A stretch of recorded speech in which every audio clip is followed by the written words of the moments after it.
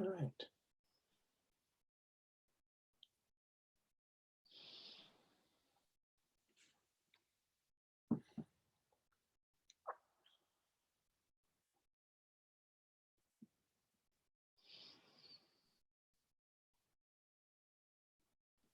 Hey everybody, it's me, Robert Phoenix. Here we are.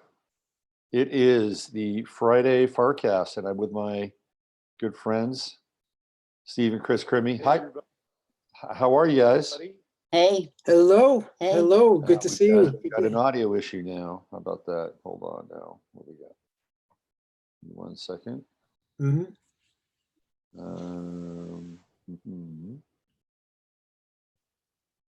Okay. Okay, I'm not hearing you on my end. FYI. How are we? You're not hearing us? Here Good? we go. Got it. All right, Yep. thanks. Yep. Hey. Thanks. Hello, All right. Robert. All right. Well, top of the new year to you. Happy New Year. Yes, To I the thought two I'd of you. just mix it up a little bit and say, in Ireland, when instead of saying good morning, they say top of the morning to you. And you reply and the rest of the day to you. So I thought it'd be nice to say top of the year to you. Hello, Robert. Well, top of the new year to you. All right, so I have a Get bit an of echo. an echo here. Happy New Year. Hold on. Up a little bit. Hold on. This is not a Plunderphonics moment. All right, are we good? This is like some kind of mashup. I know. We do that just to disorient people, Mashed Mhm. potato. Mm-hmm. get you into a psychedelic state. Yes. So what was the Irish piece? Oh, well, you know, they'll instead of saying just good morning, they'll say top of the morning to you. Top of the morning to you. Top Right. of the morning to you, Robert. And then you would reply, and the rest of the day to you, Krys. Oh, okay. And So the I rest thought- of the day to you, Krys. So for Right. New Year's, top of the New Year to you? Is that Top of the new year to you, Robert. and the rest of the year to you, rest Krys. of you, Krys. The rest of the fucking year to you. That's a fucking year to you, Krys. All right. Levity. Good to So- start with levity. So here we go. We were supposed to do this show last week, Mm. but I was traveling. So this was going to be our end of the year show, but winds up being our first of the year show, which means that we're dealing with sort of a theme of future past with this show. And we're going to be looking at some ideas around what we can expect from 2019 with my favorite Gemini and Sag combo. And let's That's get right. That's into right. it. And Krys, of course, is in a very special time with Jupiter in Sagittarius. She basically has Jupiter up her butt right now. So she's been like ridiculously expansive lately. Like she's Right. filling the house, We you know. can decorate the whole planet. Yes. Well, I'm sure your prophetic powers will be at an all-time high this year, Krys. Mhm. I've never been good at prophecy, actually. Really? Okay. Well, Not really. it's Yeah. never too late. Can only I actually had a brush up. prophetic dream on Christmas night Yeah. that thankfully did not come true. Yeah, I talked about that. That was your false flag Brooklyn sort of thing, right? Yeah, so I'm real happy that didn't show. Maybe you psychically averted that. Well, I'm glad it was averted one way or Yeah. the other, you know. So so you know, in prophecy is, of course, traditionally prophecy, right, is not just predicting the future, and certainly in the ancient world, a prophet was someone who spoke for the divine. Mhm. And even though it's like, say, if you went to the Oracle at Delphi or the Oracle of Apollo at Didyma, Or the Oracle Arena in the Oracle Arena to watch Steph Curry hawk flu shots, unfortunately. yeah. There's you know, you would go to find out what is, and what is would tell you, knowing what is would tell you what's to come. You know, like, you know, your ship is stranded in the harbor, and, you know, you consult the Oracle and they'll say, well, look, you know, you didn't sacrifice to Poseidon the way he wanted it. You make the sacrifice and you move on. Right. There's that kind of thing. Then there's more, the prophetic ones, more like the Persian ruler who went to the Oracle at Delphi and who was about to embark on a war with the Greeks. I don't know how you get to consult a Greek oracle for that, but apparently that's what he did. It may have been Darius or Cyrus, I'm not sure. but he, and the famous oracle is that he gets the oracle saying, "You will destroy a great army." And he's great, and he goes in and he gets his butt kicked in the war, not realizing that the army The was army says, right, yeah, right, exactly. right. Doesn't always work out that way, does it? Right. So there's always a twist Right. with the oracles, and it's always not the first interpretation that you go for. Right, exactly. Yeah, So that's a good point to bring up. yeah, it's rarely literal, and of course in the Greek world, the oracle spoke in hexameter, it's spoken verse. Mm-hmm. The Pythia, she sat on a tripod and spoke supposedly. With right, fumes coming up from below, from the abyss. right, which is with a subtitle, how I got the subtitle of my book, Good Crack Fume, by fueled by fumes from the abyss. Mm-hmm. So it's sort of that, that prophetic thing, and it comes up from the ground, from the earth. The Apollo had defeated a deity called the Python there, which was sort of an older chthonic deity. And then Apollo defeated, and then it just became in service of the deity Apollo. So that's the ancient part of the ancient prophetic tradition, and of course throughout the Abrahamic tradition, they have a series of prophets, starting with Adam, going through Moses and Ezekiel, and in the Islamic world, Christ would have been a prophet, and then in the Islamic world, Muhammad is the last of the prophets. Though no one's really, the only one who's really kind of claimed to be a post-Muhammad prophet is the guy from the Baha'is, right? What do they call him, the Bab or something like that. Right. By the way, Baha'is are like the nicest people I've ever met. I don't know if you know too many of them, but they're like really nice people. Yeah, wasn't Seals and Crofts a Baha'i? Wasn't that their thing? Could be, and I know a lot of them who are musicians and artists. Yeah.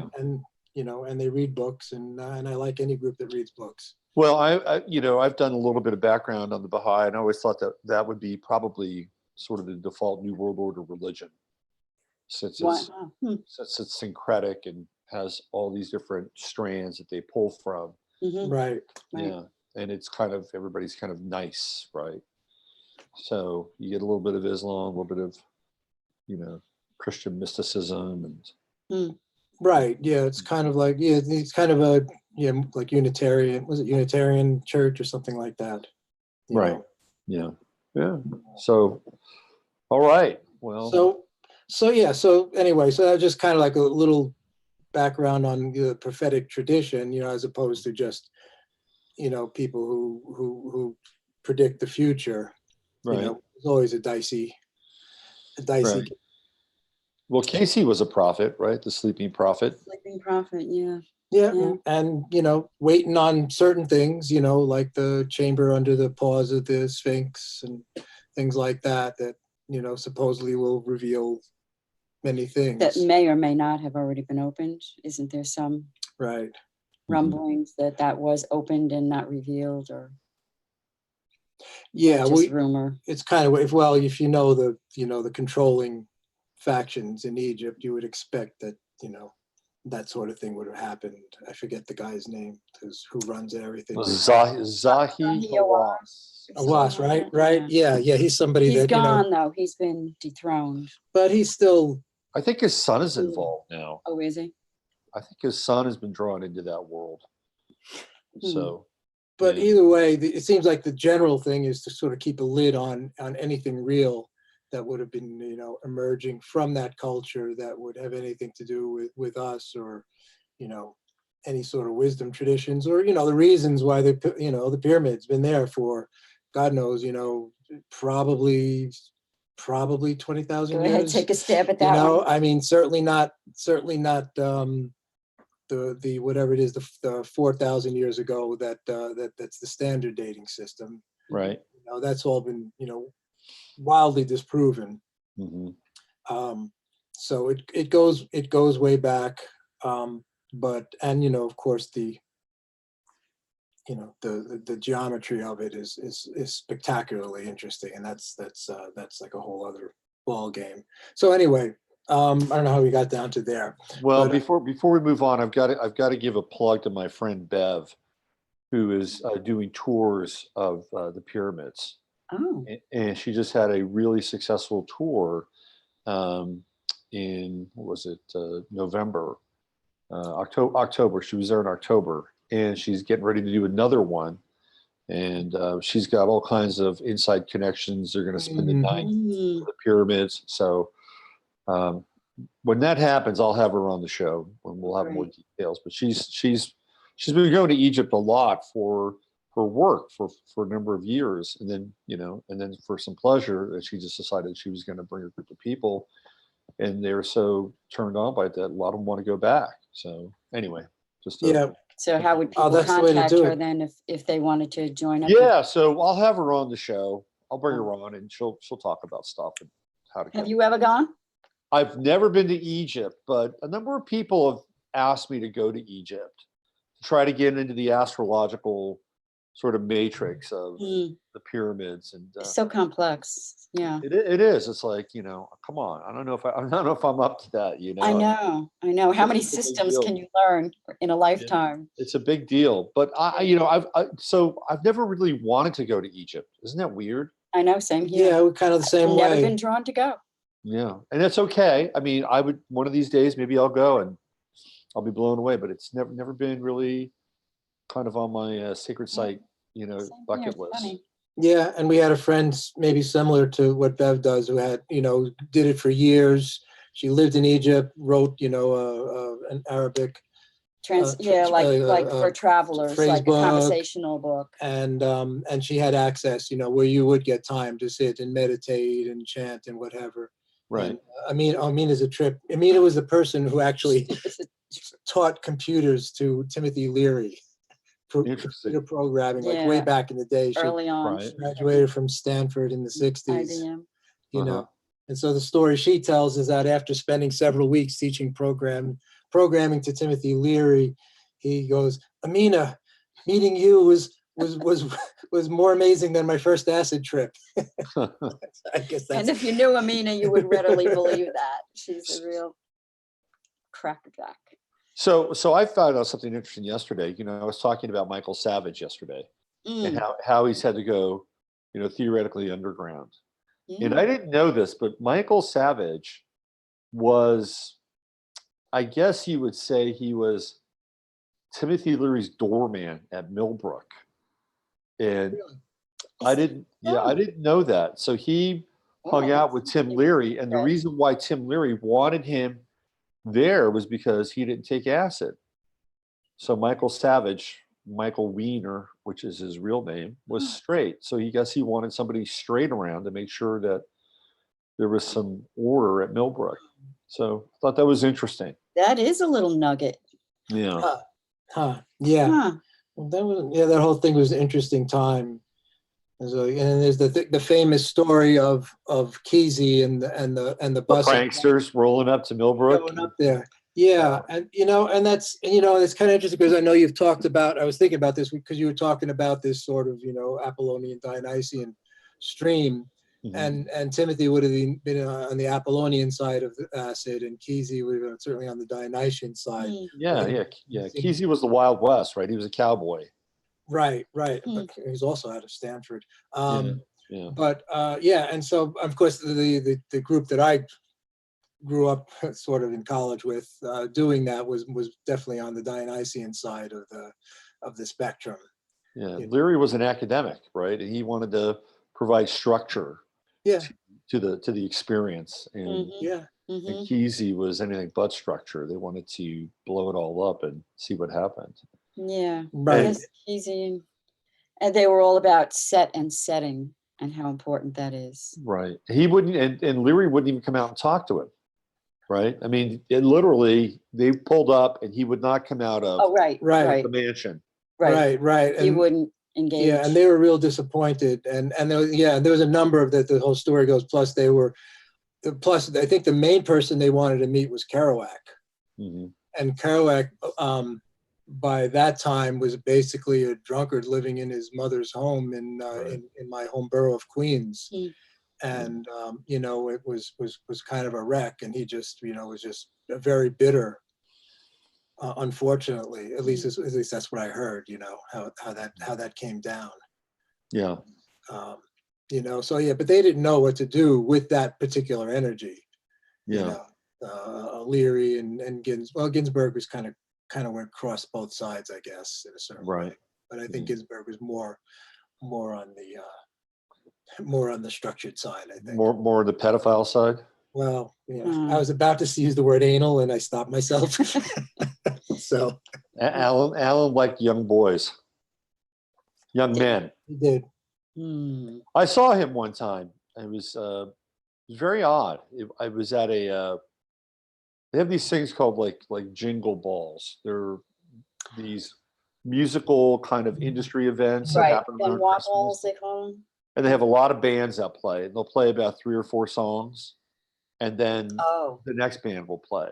oh. It was a very unusual night. So I'm backstage. It was back in my journalist days, and there's Allen Ginsberg. He's hanging out backstage at this jingle ball, and I'm like, oh, do I want to say anything to Ginsberg or anything?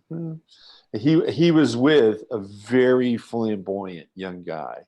Now, looked to me like he was clearly on the other side of, you know, the legal limit, but there was a major disparity in their ages.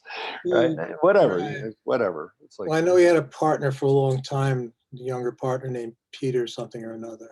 yeah, Peter was Kind of interesting. news. Yeah. Anyway, he was there. It was like that was the only time I ever crossed paths with Ginsberg, and it was like, you know, standing right across from me. A lot of times I'll be in the space with celebrities, and I just don't want to interact with them.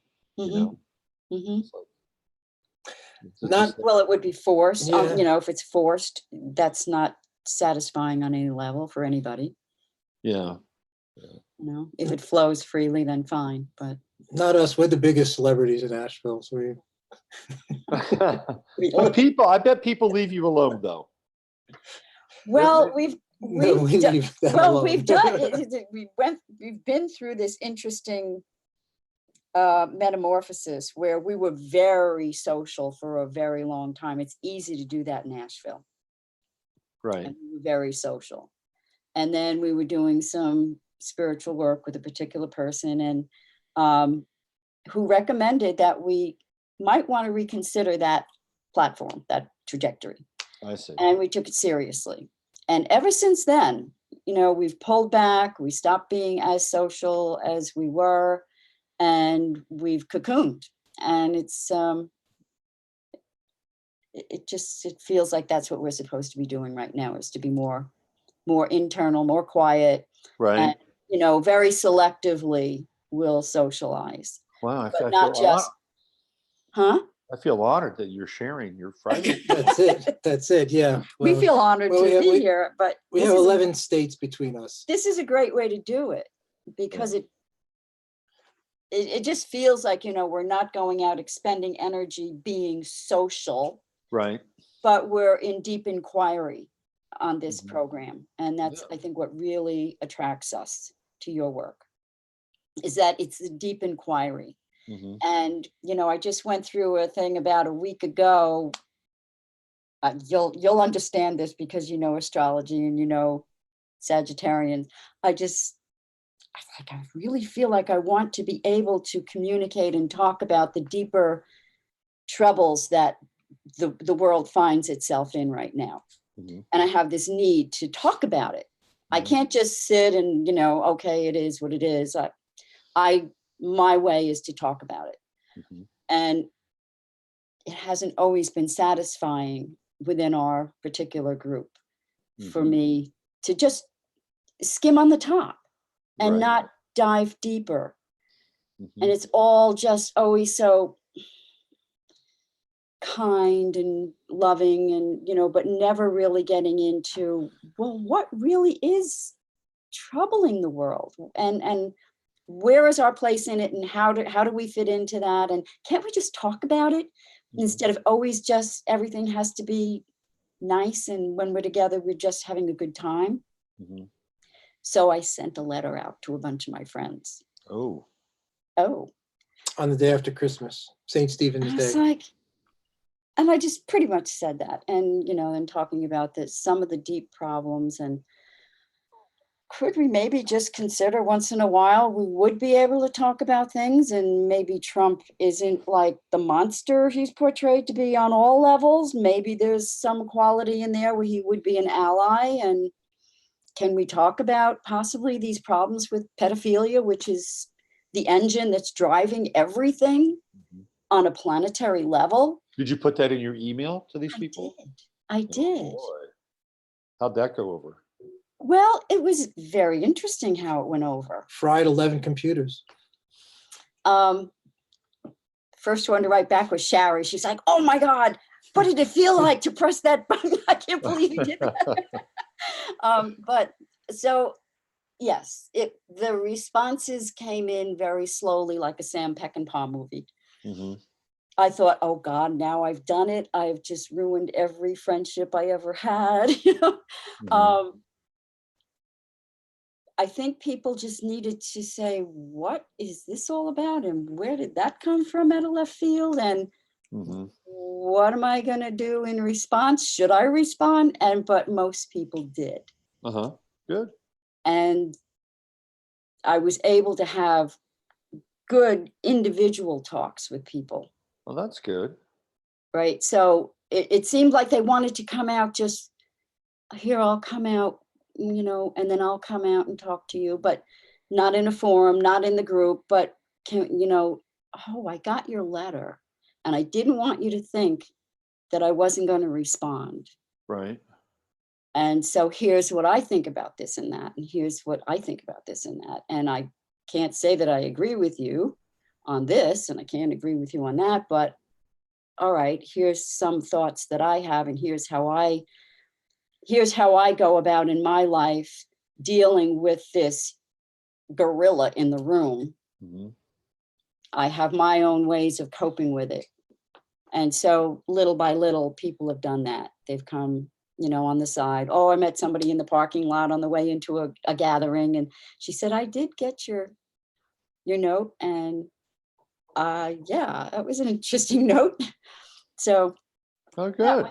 Yeah. It felt like it had to come out. It had to come out. I just had to somehow take some kind of action. I'm not going to do some big action on the world stage or even, get involved. I'm done with being an activist, and on that level, we got our butts kicked doing that several years back. But I would like to be able to have conversation. That's all I'm looking for, is conversation. And this show that you have is a very beautiful way to do that. So people can take it in quietly in their own living room and just say, what do I think about that? Right. It affects someone else. And I think it's a more gentle way to go about it. Yeah.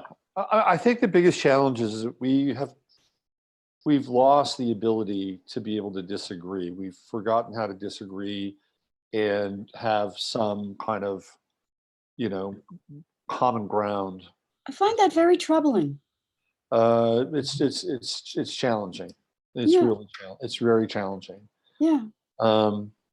So but I say a lot of stuff that people don't always agree with, and and I get some feedback from people sometimes, and I think it's a really good exercise to be able to not agree with somebody. I think so. And at the same time, not wholly reject who they are.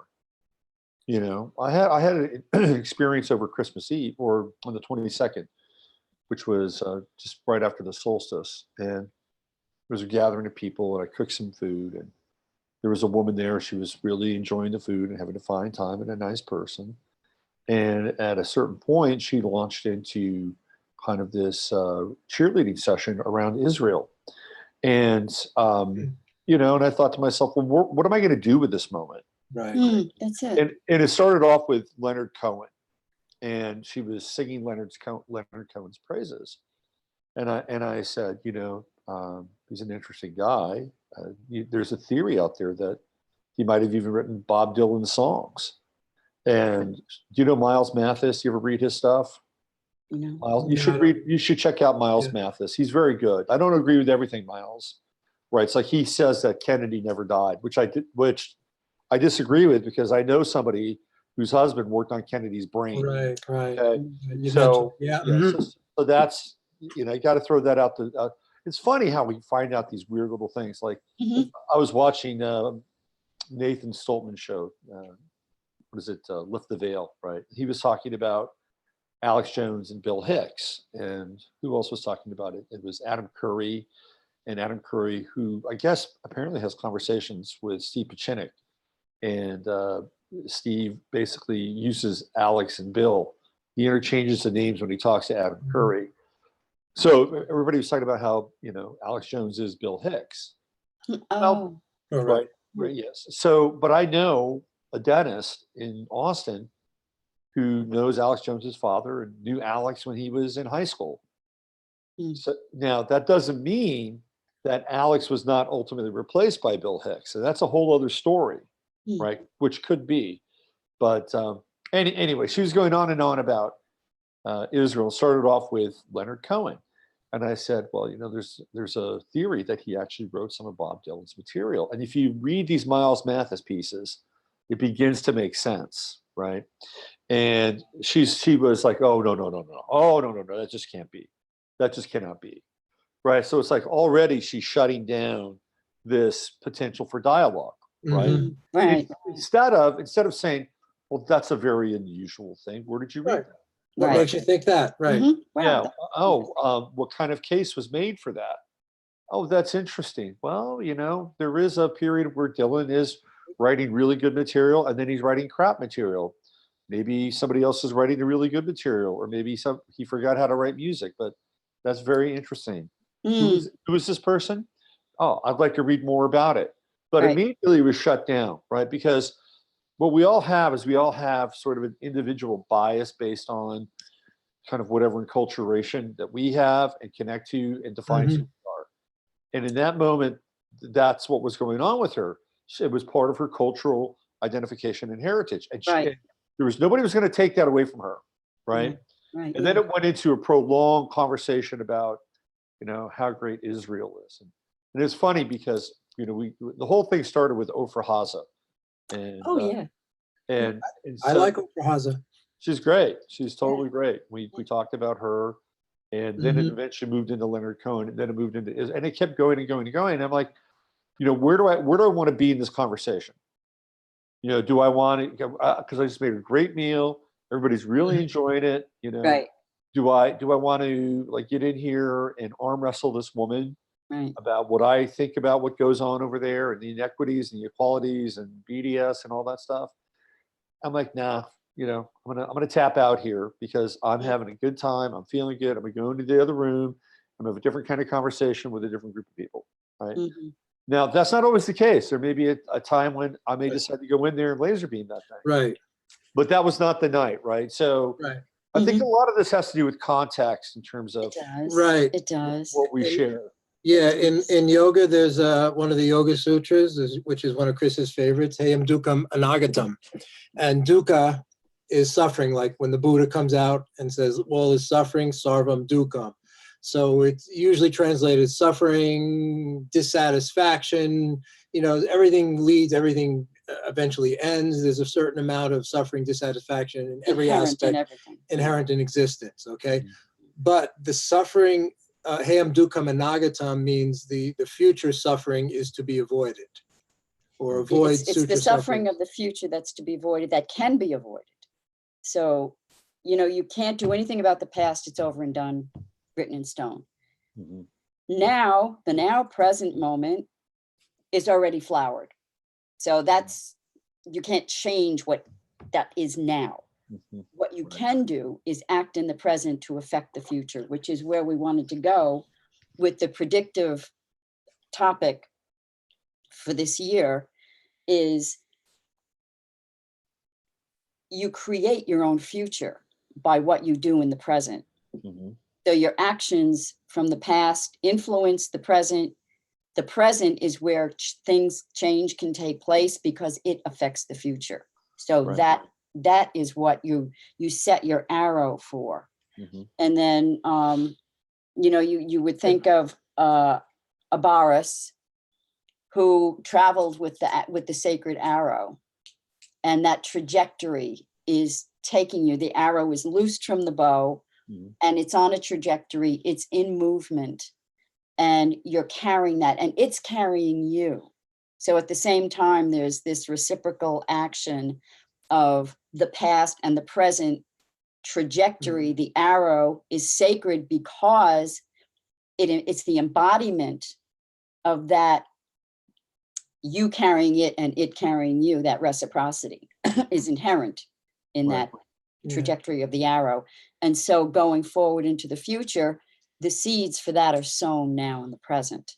Right. And, Yeah. and to be in the present is not to be, as some people who write books about the now say, is not to be abstracted from time, but it's to be in full time, in past, present, and future. So in other words, so for you to make that decision, you had to not go forward. You know, you had a choice. You had an option to do something, and you had to know where that past and future were, or the Right. optional futures were. So in other words, so to be fully in the present, you have to the present moment, as our yoga teacher from Calcutta, Gurani Anjali said, the time is it's a flux of 3 moments: past, present, and future. In other words, they're all contained in the present moment, and your awareness encompasses all of that. Uh-huh. So that if you're acting in that, the Sufis have a phrase that a Sufi is a son or a daughter of the moment. Mhm. In other words, your actions are brought on by this full moment that Mhm. you inhabit. And that's what that chin mudra is in yoga, where you sit with so it's the 3 flux of 3 moments, all contained in the present now. I see Trump do that all the time. There you go. Yeah, A-OK. He's a yoga teacher. Oh, Lord. So this brings up this this dynamic of fate versus destiny, which I've always found to be a really interesting concept, right? And people, you know, every now and then would ask me, or we have this Right. conversation about what's the difference between fate and destiny. Well, fate is what you allow to happen to you, right? Okay. Destiny is something you cultivate into the future. So, for instance, let's say we'll use Krys as an example. Let's say Krys is really keen on sharing knowledge, right? She wants to share her experience and get into things deeper, right? So in that moment, right, you sent that arrow out to the universe, right? So, however, that said, if you were somebody who was ignorant and you did that, or if you had no kind of knowledge or history or mythology or anything that you could bring to that experience, it could be received very, very differently. The fates might be unkind to you, right? But because you have some, you know, some gravitas, some character, some ballast, that moment could set you up for potential destiny where people will respond to you. You see, you've cultivated that moment through time, right? If you don't pay your rent, what happens? You know, you're going to be left up to the fates, and that's not a really good thing.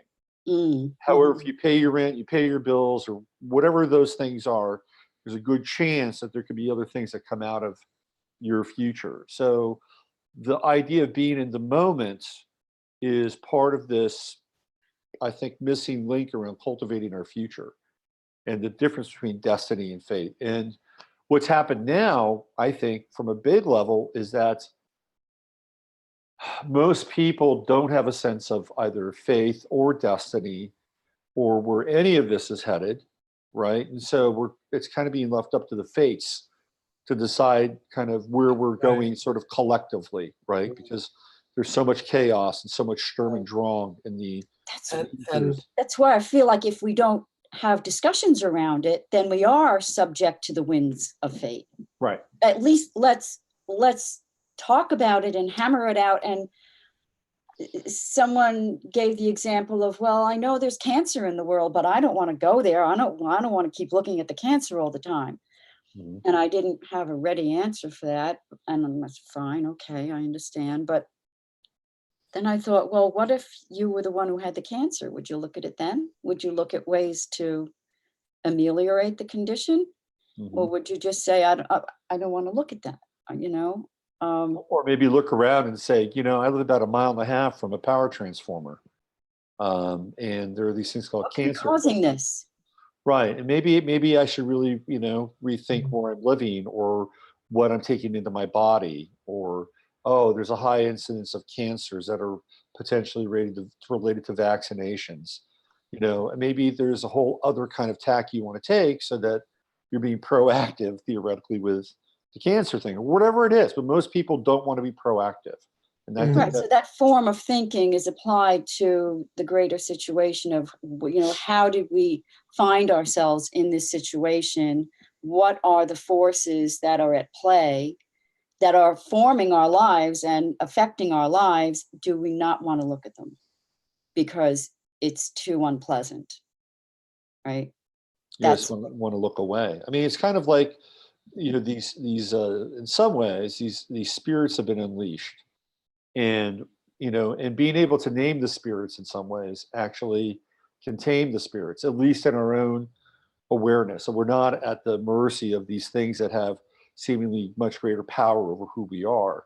So I think what you're trying to do or establish is set up a dialogue so we can talk about these things, name these things, so they don't hold the same kind of weight over us. And in a lot of ways, it's taking our power back. You know, people tell me, well, why do you talk about this shit all the time? Right. It's because I'm clearing it out. You know, I have to clear this out because if I don't clear it out, it'll drive me insane. It'll have power over me. So right. You know, and you know, it's I got two things. One, just you probably know that the word for planets in Latin is fates, fatus, Fatus, right? So that's what then and the Greek word, I don't remember what the Greek word is, you know. And there was something else, but I can't remember. But you know, the whole do re mi fa sol la si do is the medieval world picture. Do is Dominus, Lord. Re is Regina Caelis, the moon, the queen of the sky. Mi is the microcosmos, which is Earth. Right. Do re mi fa is the fatus, the planets. So these are considered spheres. Right. So they have, and then Sol was the sun. Right. So La is the lactus, the Milky Way. Right. And Sider, the dome of the stars, and then back up again to Do, which is Dominus. So the Lord God, deity, is both the bottom and the top. Right. So the whole medieval world picture is contained within that. That's the scale. Within the scale, which I absolutely love, and you know, we sing it as kids, and we don't know that we're chanting a particular worldview. Right. Do that. Wow, that's amazing. And you know, we've lost touch with that. We've lost touch with the richness and the magic of the language and these kind of, you know, mythopoetic forces that bind things together. And I think that's another reason why we're kind of feeling like we're all kind of hanging out on the ledge sometimes, because we've lost a lot of the richness of those things. And look at the degradation of language. We were just talking about it this morning.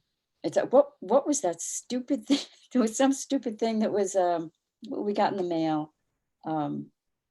Oh yeah. I forget, but it was a spelling. It was some corporate thing. That was the way it was spelled. Oh, I bought natto at the co-op yesterday. I was like, oh, great. Look, they're carrying natto. And there's some New York, Brooklyn company that's making these different flavors of natto, which is a great, you know, microorganism for your gut.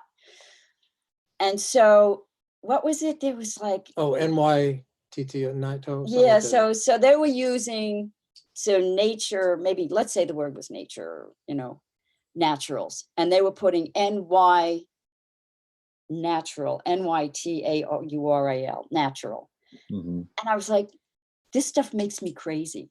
This corporate use of and disuse of language to be clever and quirky and catch your attention.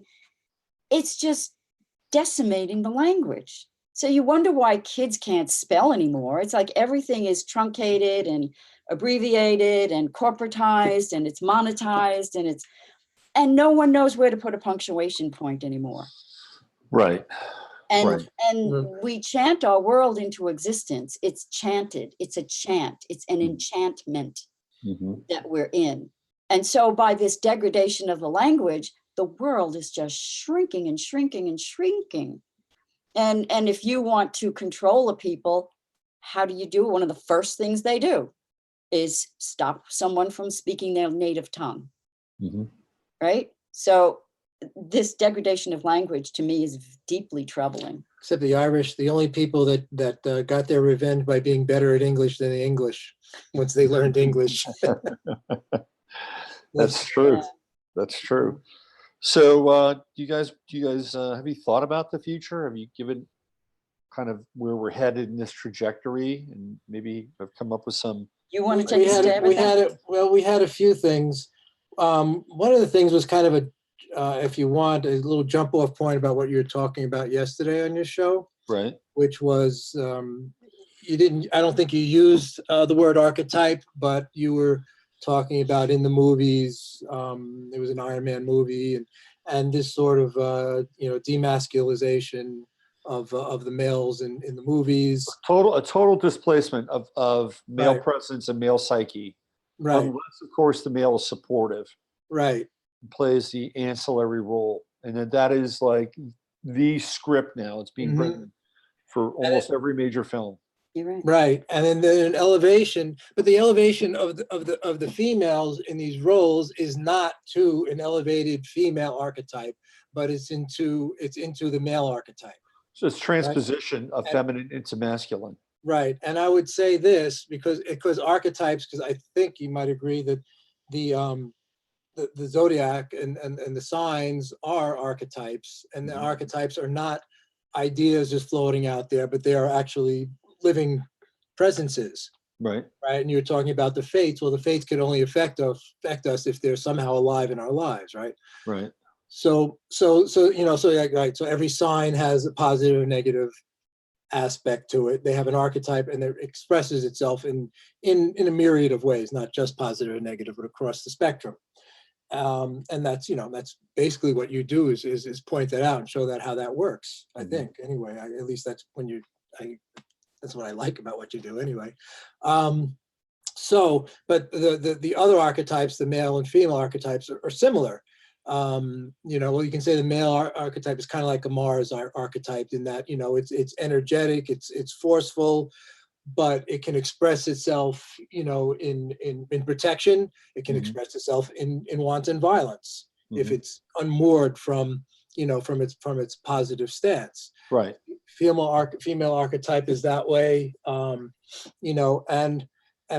this has been going on forever, because I write about this in my book about, Hamlet and Arjuna in the Bhagavad Gita and the Mahabharata, the great Indian epics. And it just goes back and back and back that the option that we're always given from there to John Wayne movies is that, you have to overcome negative violence with stronger positive violence somehow. Right. And that just doesn't work. But it's the script that we've been given over and over and over again as plays in our head, and that, to me, it's part of why a lot of this the male positive archetype has eroded, and then the women, again, what option are they given? Well, they're just given this old male archetype to inhabit. They're not given so much anymore, as you're pointing out. The standard female nurturing archetype to inhabit, to live through. And I thought this was what was really it plays out, I think, in this direction. So this is by looking at not the direction I think we want to go through, but this moving into sort of this genderless miasma, amorphous kind of a miasma. Right. With however many genders we're up to now, supposedly. And it has really expressed itself fully that I believe it goes into effect today or maybe the first of the year, that in New York City, you don't have to put a gender on a birth certificate. Wow. That big. You can have children that are genderless, and you can just freaking decide, whenever, whenever and this is just mind-blowingly bizarre to me. Mhm. You know, so this is again indicative of a direction that that I think is going to, and what's happened, and as we discussed way back, you know, it was actually really nice. You've been doing this for a while, Robert, and I really appreciate it. You know, when we did a number of discussions early on about AI, and AI is genderless. Mhm. You know, and the transhuman movement is moving towards a genderless thing, and really the structure of the world is gendered. Yeah. The whole construct of the world is a masculine feminine construct, starting from the absolute divine masculine and feminine, where in, for example, the yoga system, many systems, the masculine principle is the witnessing, the seeing, the conscious principle, and the feminine principle is the manifestation principle. Mhm. And you cannot have, you know, and they're distinct but not separate. Right. Right, so it's the whole, every moment of our life, our experience, you have to have those two things, and so you know, so so what we're doing is trying to, there's somebody, some force, whatever you want to call it at this point, archonic or whatever, is trying to force us into a genderless, this is the first time I really had a thought about it, but it's sort of not expressing that aspect. So it's an abstraction. Like non-archetypal. Yeah, so it's like an abstract construct within a construct. So it's an abstraction from the divine construct, which is this masculine, feminine, you know, divine thing that we inhabit, into this sort of genderless black cube that Right. you know, Yeah. of you know, of nothingness, no direction, nothing to, you know, there's no outcome of that. There's no creativity. There's no place to go from that. There's absolutely no place to go from that. And I think that's really what, you know, it's part of a discussion that needs to be made, because I think that decision is coming quickly. Oh, absolutely. I think, you know, you'll have a number of states get on board. You'll have states that'll push back, and it'll probably be brought to a federal level, and it'll probably wind up going for the Supreme Court. And one of these days, the Supreme Court will vote on whether or not gender actually exists. It will go to the Supreme Court. Right. And based on what we've seen with a number of these issues that eventually get there, they get there right around the time that the court is going to be receptive to those kinds of ideas. So, What do you mean? Can you say that again? That they'll only brought When up they're receptive? yeah, when there's a number of judges that they know already are going to vote a certain way, right? Yeah. Oh, I see. Absolutely. So in other words, it's contrived. Well, it's certainly controlled. Mm-hmm. You know, and even when we don't think it's controlled, it's very controlled. Like with Kavanaugh, you know, people thought they were getting a conservative Supreme Court justice, when it was very clear in his first couple of votes that that was not the case. You know, that he was going to vote along with the majority, especially when it came to abortions and funding abortions, and you know, because people were shocked. Well, I wasn't shocked. You know, these guys are Jesuits, they're Masons. And they have a particular kind of worldview, you know, their prophecy. And by the way, the whole transgender thing is part of a Freemasonic model. It is a Freemasonic model because in the Freemasonic world, you know, their deity is Baphomet, right? Baphomet is one of the deities, and Baphomet represents this blending, this unisexual blending between the masculine and the feminine. If you look at a picture of Baphomet, the Eliphas Levi version, you'll see you know, the goat with tits, pardon my language, and you know, down below he's got male equipment. And so where this is all headed is really a reclassification, reorganization as a kind of a deification of Baphomet. So transgenderism is Baphometism, if you really want to like break it down that way. And so we're moving away from a completely different cosmology, right? And then, and then ultimately the transgender thing moves into the transhuman thing. Right. That's true. It's like that's where it's all going. Yeah, and this is just a phase. This is a phase. And I think this is a good point to talk about, sort of what we're looking at in the coming year, because we're going to see more and more and more of this. We're going to see more of this kind of, explosion from a cultural perspective around the transgender phenomena. And I did a show on this a long time ago where I got into the economy and the people that are pushing transgender. There's a huge amount of money.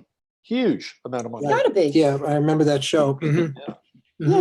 Yeah. And just to add one thing, because I think because you have all these also alchemical images of half man, half female, sun, moon, and things like that. And again, my own personal feeling is that it didn't start off that way, but it's a physicalization of a divine principle and a divine realization. Again, Sure. what I was talking about, this realization of the divine masculine feminine in you in the moment and living through that. Yeah. But again, Right. everything that was spiritual has been physicalized and turned into its opposite. And that makes me cry sometimes. Yeah. I had a great teacher in college. This guy, Robin Gadjezek. And Robin's son is one of the executive producers of Stranger Things. Oh, Yeah, and Robin was one of the preeminent Hemingway scholars. So I used to sit in his class every day, 5 days a week, and just get Hemingway downloaded. And Robin was always talking about this dialectic between the Apollonian and the Dionysian, which gets played out in Hemingway's work. And, whether or not it's a CIA agent, doesn't really matter. Mm-hmm.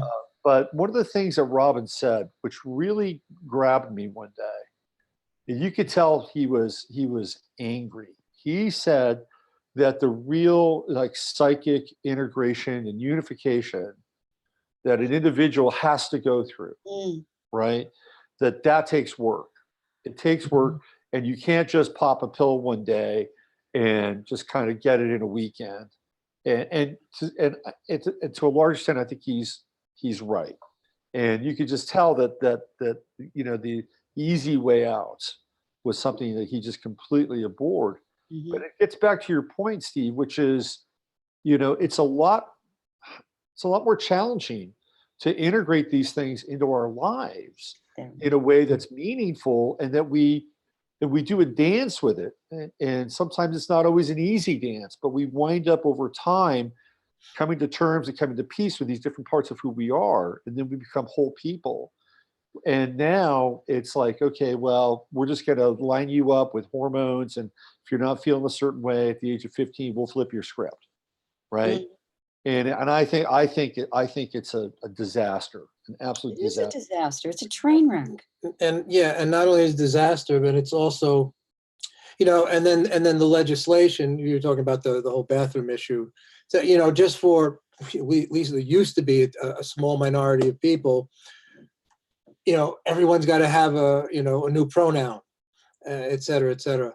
And it's just painful, So for such, at one point would have been, I don't know what percentage of people would be transgender. I mean, it was nothing. But now the legislation is for all of us. Or what was the school in England where they don't clap at performances anymore because They just do this. because it would be certain people find clapping hard on their nervous system. Well, fuck, don't go to a place where people clap. I mean, what's so difficult about that?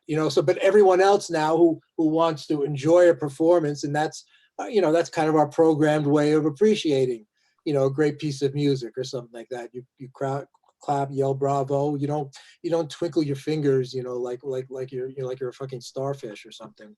Right. Well, that reminds me of that scene in Zardoz. Remember Zardoz? Oh gosh, yeah. There's that scene in Zardoz where they do these little hand symbol things. Yeah. Oh, really? And they're just so refined and so delicate, that when they want to communicate something, they've got these weird little mudras. They don't clap. They don't, there's no. And don't you think that when something evolves organically out of the culture, it comes from sacred ground, and it's an expression of an inner understanding. But when it's imposed from outside for ulterior motive, that's when it's problematic. So if these beautiful hand movements or doing this came about from a realization, like Gurma said one time, show me an outward manifestation of an inward realization. And boy, that just like, I don't know what to do. What is she talking about? I have no idea. What do you mean? And then one day I realized, oh, well, so the ashram I'm sitting in is the outward manifestation of her inward realization, right? So if these hand movements are outward manifestations of an inward realization, then that's an organic movement, and it's elevating everyone who's participating. But if it's something that's imposed for an agenda, then it's an oppression. Then it's handcuffs on. Right. Absolutely. And it's an agenda when it's either put into some form of legislated, or it's legislated through harassment, haranguing, and public opinion, right? Yeah, I agree with you. Here's my biggest, here's a piece. I'll throw this back to you guys. Do we have the space now for natural kinds of movements to occur? Right? Is everything so mediated that we can't really have these kind of spontaneous sorts of explosions of humanity, or these gestures that you were talking about? Well, I say no. Yes, and I say yes. You think it's impossible? No, I'm saying it's possible. Did you say impossible? Right. Is it possible? We have the I same think it's answer. possible. We have the same answer, but we express it oppositely. Yeah, go ahead. I was just, yes, it has to be.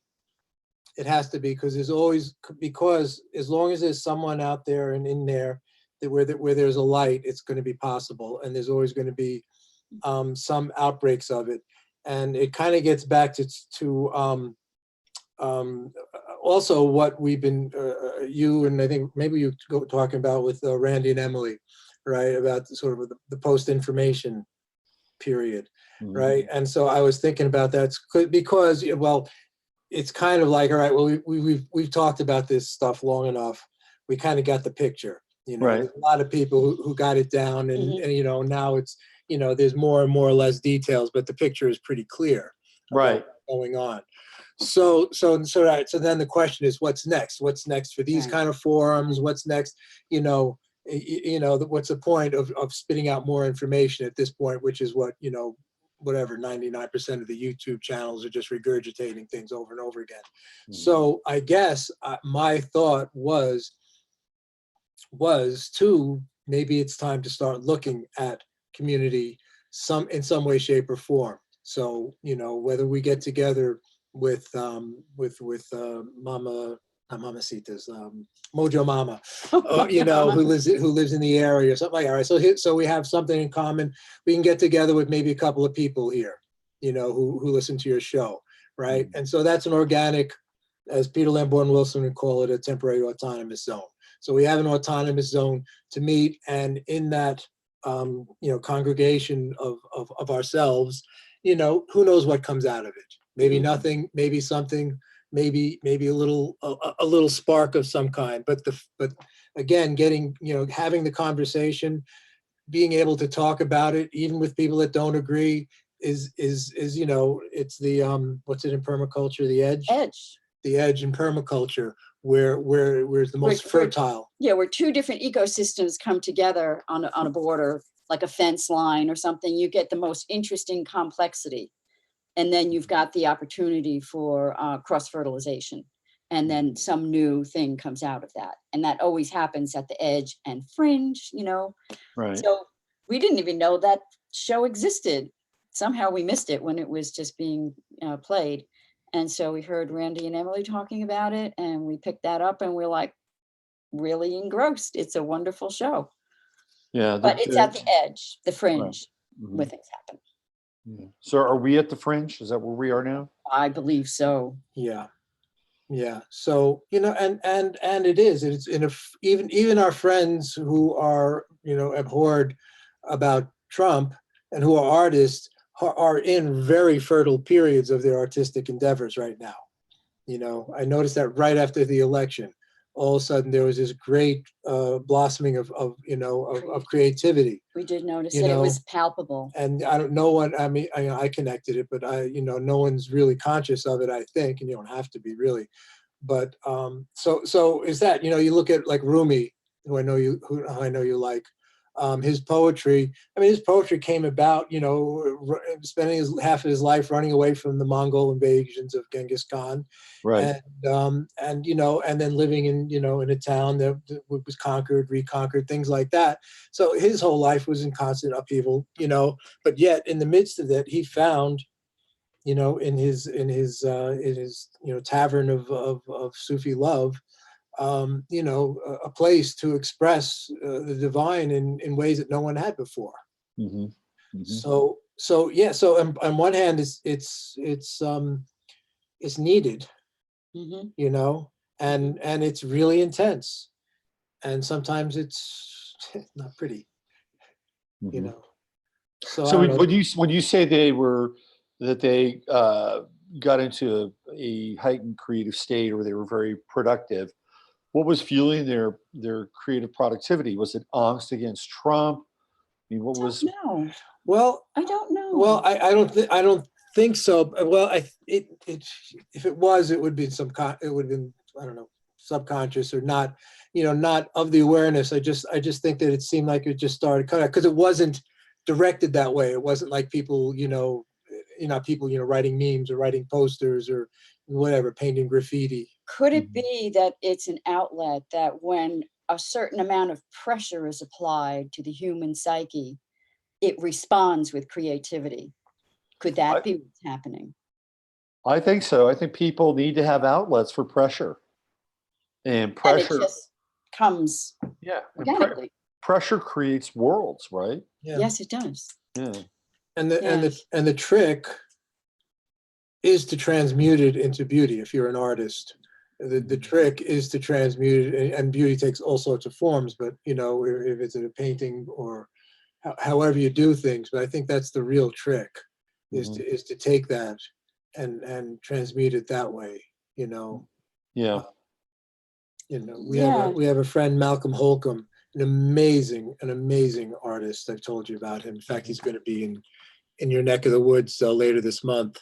And he's gone through, just things that you wouldn't want to go through in a human life. And he's transmuted into the most incredible music. And it's intense, and it's not, it's beautiful in an intense poetic way. His playing and all that. I just marvel at his ability to take those aspects of his life and turn them into these incredible songs. And you look at him, if you're listening, Malcolm, I don't think you are, but you wouldn't think he plays it down though, but you wouldn't think he'd be able to like pump your gas. He just lays so low, but he's absolutely brilliant and absolutely tuned in. He has the cloak of invisibility, Malcolm. Yeah. He does.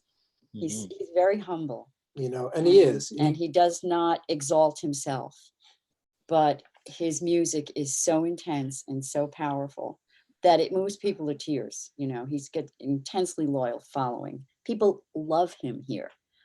They come out in droves when he plays locally. Yeah, and the people who get well known otherwise, like Steve Earle, Lucinda Williams, people like that, if they want to go to see a show, they'll go see him. Right. So he's the musician, singer, songwriter. Yeah, exactly. Yeah. And what's really amazing about him, I'm bragging on Malcolm, I should send him the show then, and he has actually a pretty good following in Europe now. But he puts out a CD every year, and unlike Dylan, for example, who's hasn't really written much of anything, after 40, I guess. Right. Malcolm, who's in our age group, he's like a year or two older than me. His music is still as good as whatever he's written in his life. He's still putting it out, which is really impressive, because usually musicians, burn out really early. Yeah, they do. Yeah. Yeah. No, he has passion. So anyway, Malcolm Holcomb, anybody wants to check him out. It's well worth your time. He's got lots of videos. Start with a song called Going Home. That's a good plug. It's a good plug. HOLCOMBE, is that how Yeah, yeah. He's from Weaverville. He's from around here. Mhm. You know, yeah. If you go over his house, he's like he treats you like your grandma. He's like a mother hen. Uh-huh. For another cup of coffee. Here, have some potato salad. You know, Cool. he's got like a Tom Waits kind of voice. Uh-huh. Right. You know, really, really gravelly. We love him to bits. So anyway, so I don't know. So if that answers some of your question, I think that's the kind of thing maybe that we would, you know, hope to move. And you know, I guess you can only really do it incremental, and you can't do it institutionally. And if you want to do it organically, just you know, see how that works. Right.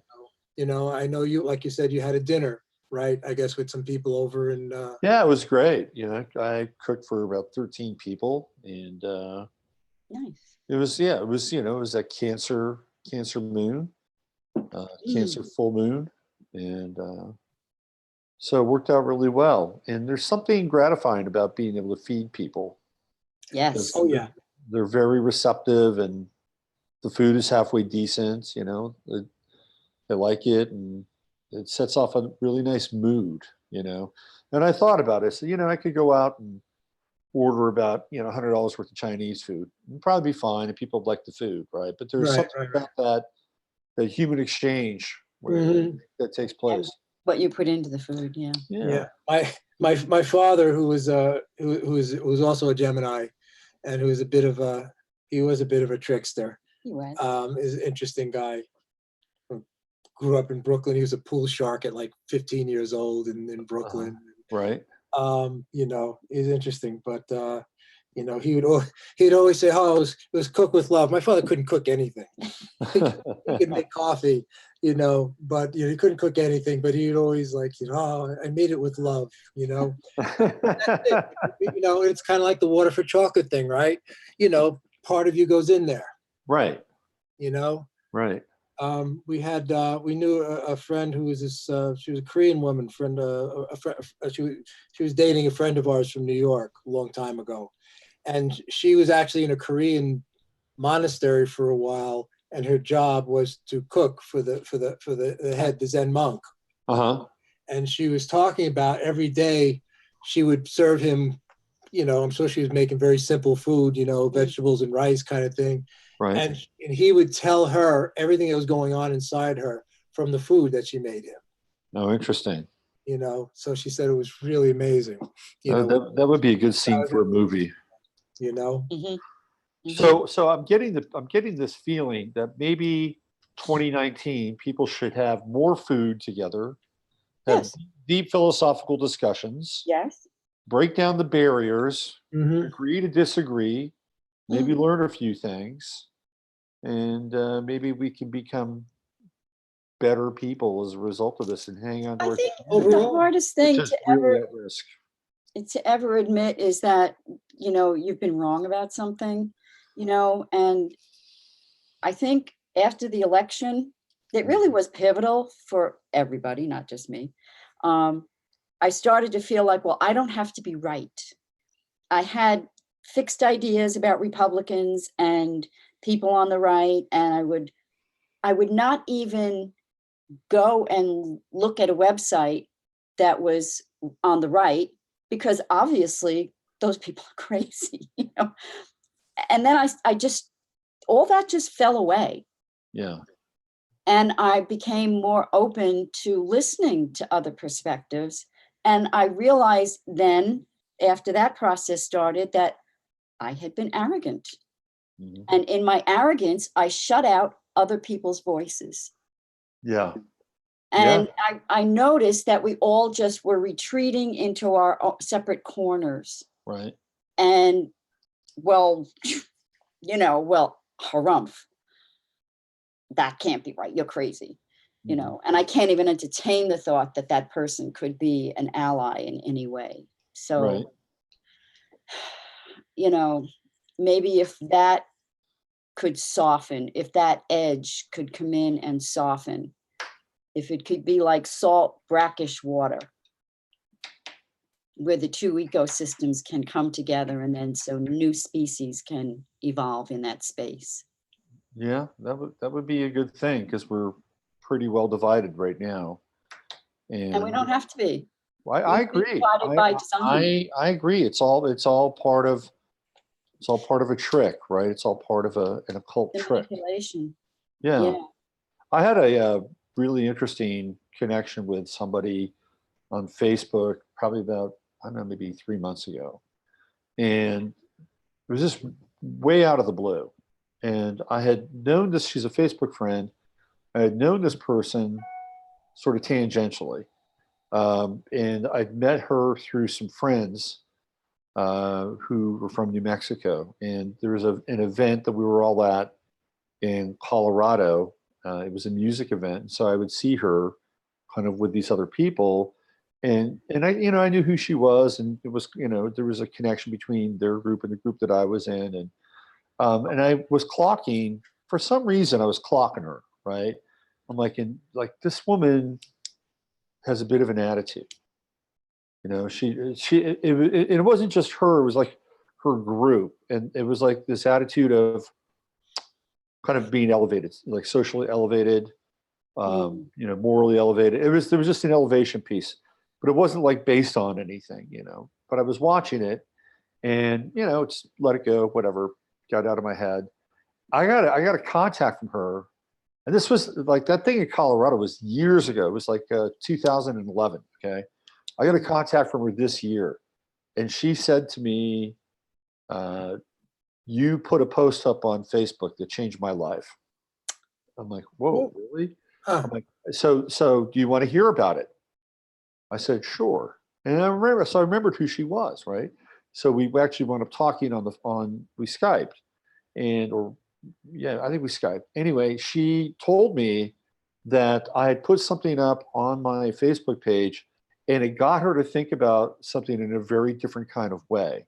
And then she began to look at her life and her relationship with, at that time, which was political. And I think she would have described herself as a liberal or progressive, just check those boxes, right?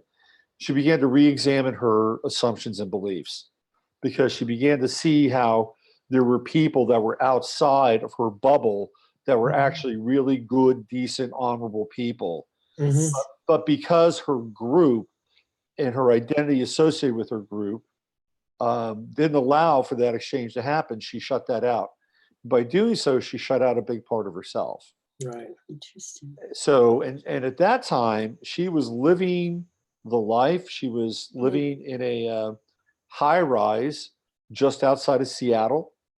And she had all of her groceries delivered to her. She didn't own a car. She was Ubering. I mean, she was living the green dream in her green palace, her green tower. And she got out. She left. She left it all behind. Yeah, she went to like middle America. I think she's in, Wichita Falls or someplace, like seriously. And she did a complete 180 and got out of her habituation and she actually became a little on the religious side without being heavy-handed. And I watched this person go through this tremendous transformation. Goodness. And I said to her, I said, it takes a lot of courage to do that. To be able to look at who you are and where you've been and what you've just kind of assumed that this is how things are going to be. Right. And to question that, really question that, step outside of that takes a lot of cojones. And to let you know. Well, that was interesting. I mean, whatever. I put something up on my Facebook page, right? It set something in motion. But it meant enough to her to say to you that I want to let this person know that he actually helped me to see in a different way. Yeah. It was actually, and we talked for about 3 hours. Oh, how Oh, nice. nice. Yeah, it was a really interesting, unusual Beautiful. kind of, Even if what you do or what you say helps one person, then you've lived your life well. I guess. Maybe that's the bumper sticker for 2019, ungroup and regroup. I think there's something to be said for that. You know, I really do. And it feels to me, I'm going to be honest, it feels to me like that we're going to be dealing with higher levels of oppression. I'm sorry, that's just the Yeah. way it is. It's And yeah, I think for people who are sensitive, who are, you know, engaged with ideas like freedom and freedom of expression, that this could be a very challenging time for us. Right. I think we need to, yeah, one of the things I was going to bring up is the thing to look at mostly for that, because it's going to be a little more obvious than here, is China and what's going to be going on there. You know, for example, they have new school uniforms that are all chipped that they're going to make the students there wear, you know, things like that. It's just, you know, it's going to be, you know, the frog in the frying pan thing is just being one thing after another. And I've just had this feeling for maybe about a year now that actually, you know, if you want to get into the dark spiritual side of it, as far as, you know, what we call loosh, which is the food for the negative beings, negative spiritual beings, whatever they are, which is our negative emotions, our suffering, and going on down the line through the pedophilia. I'm pretty sure that China is going to replace us, or already has, as loosh central for those beings. And in fact, and maybe that's, well, for us, that might be a good thing, that we may not be, hopefully not as much of a focus, but I think everything that goes on there is really going to be a testing ground for the rest of the world, Well, yeah. including us. But I think the main generation of loosh, and we're talking about, you know, organ harvesting, et cetera, I think is going on in China right now. And Absolutely. and I think that's where, you know, so maybe, you know, that's where they're going to be looking most of the time. And so, like I said, maybe we could have our little, you know, organic outgrowths and upstarts and things like that here in the face of it. Well, I mean, I think China is about ready to put its cards on the table.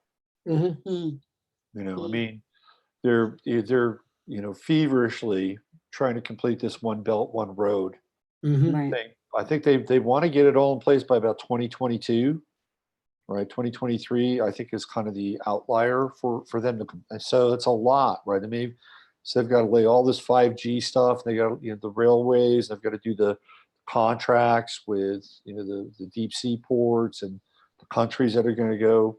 The railway's going to go through. So they're fast tracking this one belt, one road. Nobody talks about it in our media. Nobody talks about the dominance that China is now prepared to move forward with. And then we have the participation of Israel with China. Now, Israel has decided that Mm-hmm. they're going to jump on the Chinese train, right? Right. Wasn't one of their ports given over to China? That's right.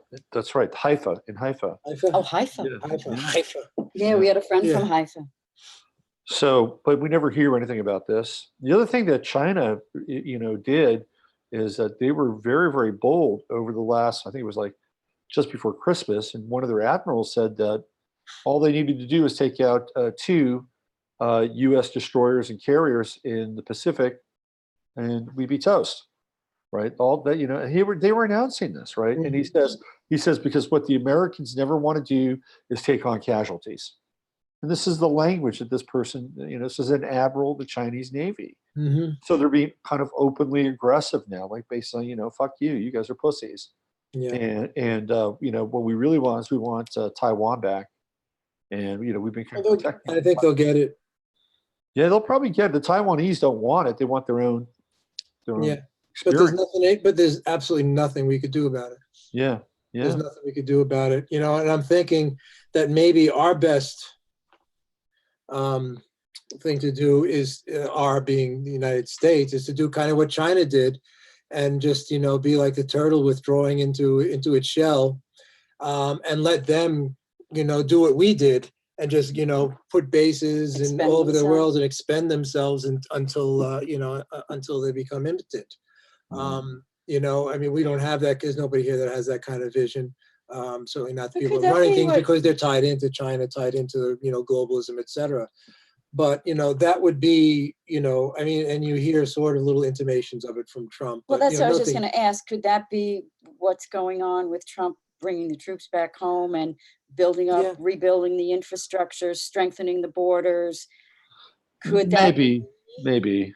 I think, well, from what I understand, most of those troops are staged out of Iraq, and so getting them out of Syria is not that big of a deal. Mhm, They just move them to Iraq, mhm. and so getting out of Syria is kind of cosmetic in some Oh, ways. so it's not like they're coming home. I think some of them will. Yeah. I think some will. I think Afghanistan would be a bigger deal.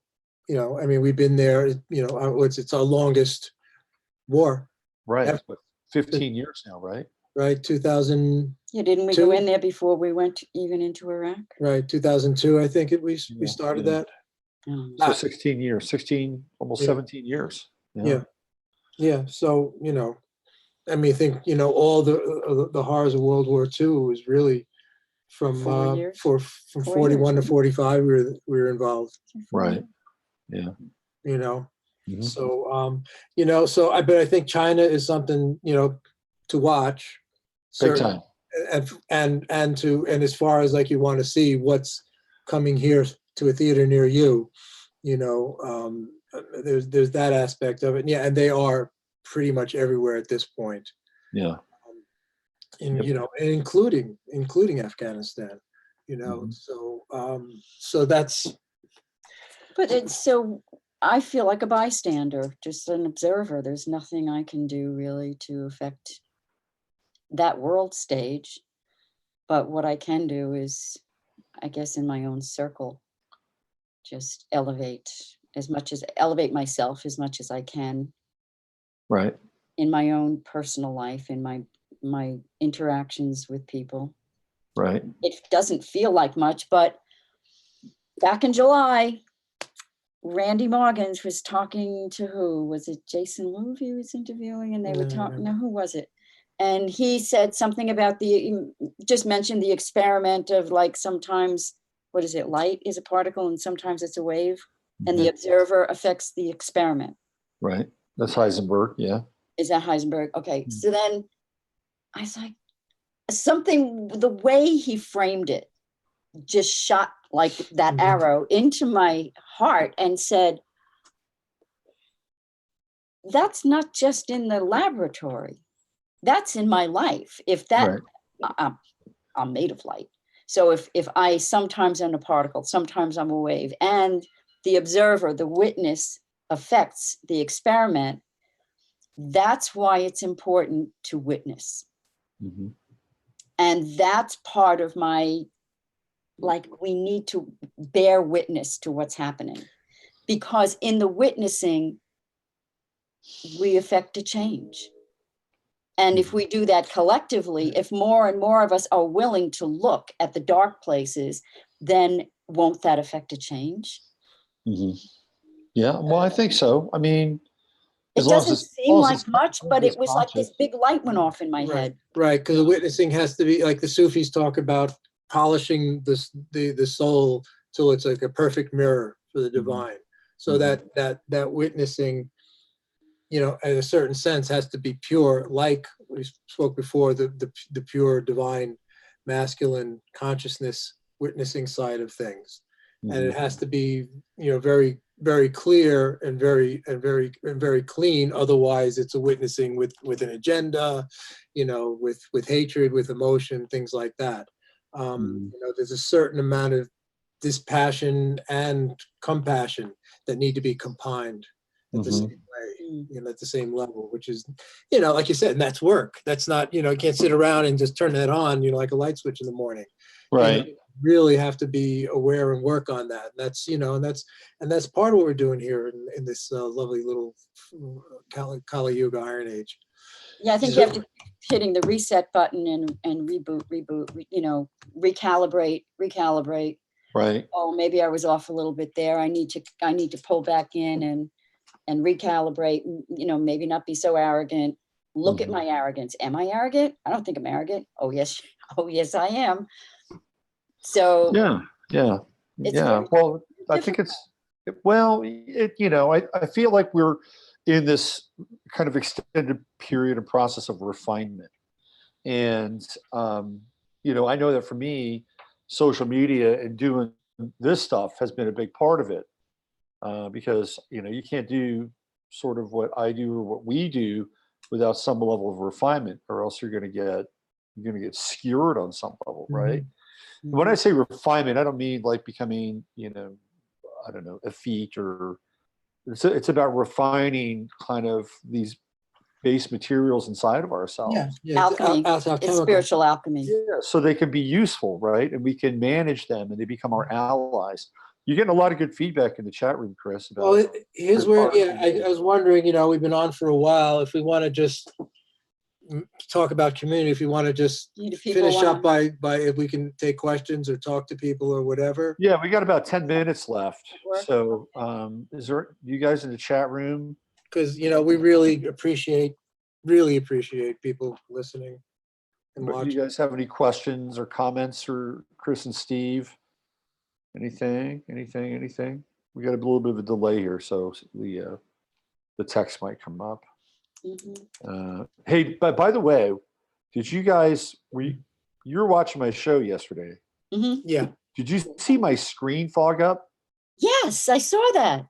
That What was that? That was really. Oh, I only had audio. I was listening at the gym. Yeah, I was downstairs doing some work, and I was like, yeah. That was really. That came out of the blue. Yes. Any thoughts?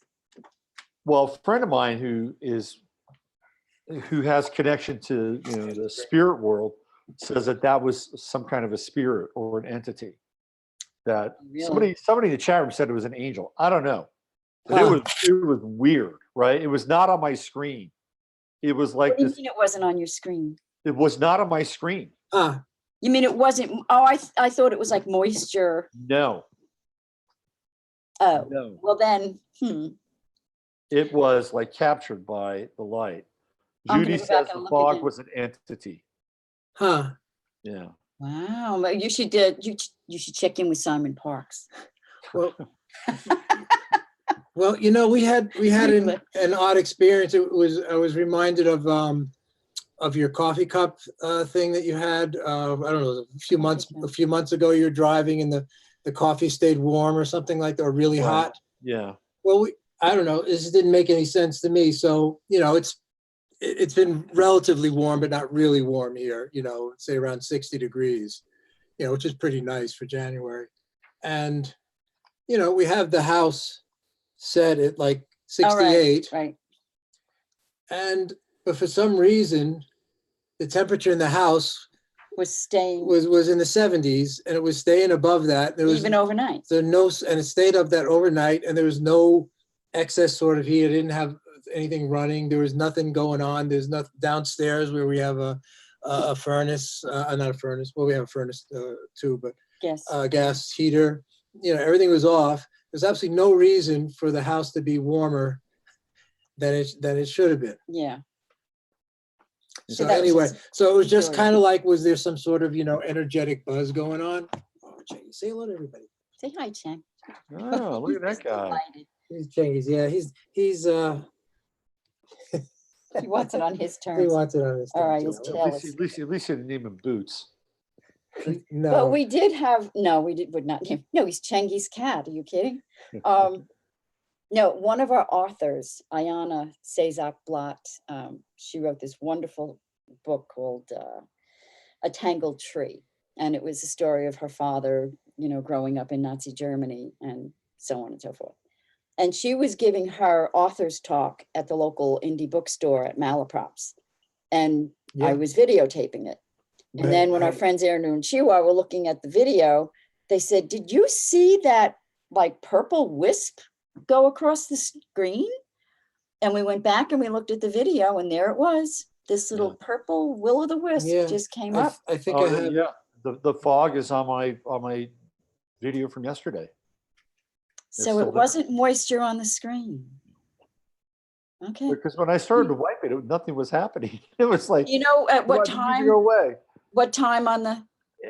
I know, but it was probably about halfway through. Okay. I did see it. Yeah. Anyway, let's see what people have to say. Is there anything? Well, let's see. We've got. They all napping. Put them all asleep. Not really. Just a lot of good vibes. Judy says this is the absolute best of you three, just being who you are and sharing that with us. Thank you. You're welcome. Thank you, Judy. You're welcome. Let's see. Anything else?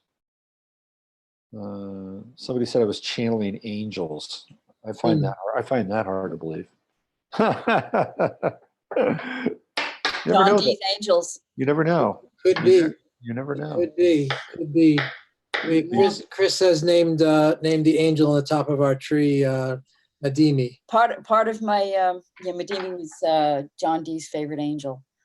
But part of my burst of creativity has been to go to the thrift shops and buy up those little Christmassy angels, you know, that you can with all the schlocky outfits that they have on them, and then I redo them in beautiful brocades and what have you, and you know. That's cool. Yeah, so I've got one up on the top of the tree that I redid, and I named her Madimi. Reanimating the angel. Right. Do you remember that movie that Christopher Walken was in? Viggo Mortensen was in it, and it was about the fallen angels. What was the name of that movie? Came out right around 96. I have a vague memory of it. I may have seen it or parts of it. Yeah. Yeah. So it's like the fallen angels have come back to Earth, and they're here to collect something so that their rule over the world can become complete, right? And there's a scene in that movie where there's like it's like a story from the local newspaper. It's like a city in Arizona, maybe Tombstone, I don't know what it is, but there's this, and you look at the date on the newspaper for that one scene, and that date on the newspaper was the day I was watching the movie in the theaters. Huh. Oh, interesting. It was really weird, and I know, so there was this black guy sitting in front of me. He was in Oakland. I said, "Hey, man, did you see that?" Hey, man. And he's like, "No, what?" I said, "That date on the newspaper was today. It's today." He's like, "Oh, oh, good. You got a good response. Yeah." He was like, "Man, you're freaking me out," you know. That's fun. Oh, yeah. If you ever want to read a good book on the fallen angels, you know, Evans Wentz, who translated the Tibetan Book of the Dead, also did a book called The Fairy Faith. And it was written around like 1914 or something like that. And he went to all the British Isles. He went to Ireland, England, Scotland, Wales, Isle of Man. But this is way back then. And he interviewed people about the fairy faith. And he's got all these wonderful, wonderful firsthand stories about, you know, how the angels had the battle in heaven and they fell down to earth. And that's how they became the leprechauns and the gnomes and the fairies. Right. And depending on where they were in their fall, when God stopped it, is what they became. The Fairy Faith in Celtic Countries is the name of the book.